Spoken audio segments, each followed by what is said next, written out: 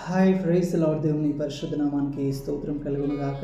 ఈరోజు దేవుని వాగ్దానము కీర్తనల గ్రంథము 119వ అధ్యాయము 103వ వచనమును చూద్దామా. నీ వాక్యములు నా జిహ్వకు ఎంతో మధురములు, అవి నా నోటికి తేనె కంటే తీపిగా ఉన్నవి. ఆమేన్. హల్లెలూయా.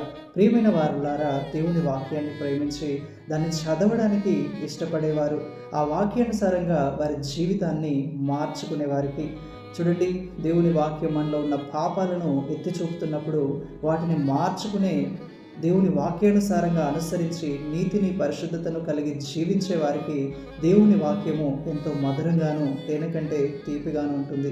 ఎందుకంటే వారి జీవితాన్ని నిత్య జీవము వైపుగా, నెమ్మది వైపుగా, సమాధానము వైపుగా, ఆశీర్వాదము వైపుగా, వర్ధిల్లత వైపుగా ఆ వాక్యము వారిని నడిపిస్తుందని వారు గ్రహించిన వారై ఆ వాక్యాన్ని ఎంతో ప్రేమతో వారు చదివినప్పుడు అది వారి నోటికి మధురంగాను ఇంకా తేనె కంటే తీయనైనదిగాను వారికి అనిపిస్తుంది.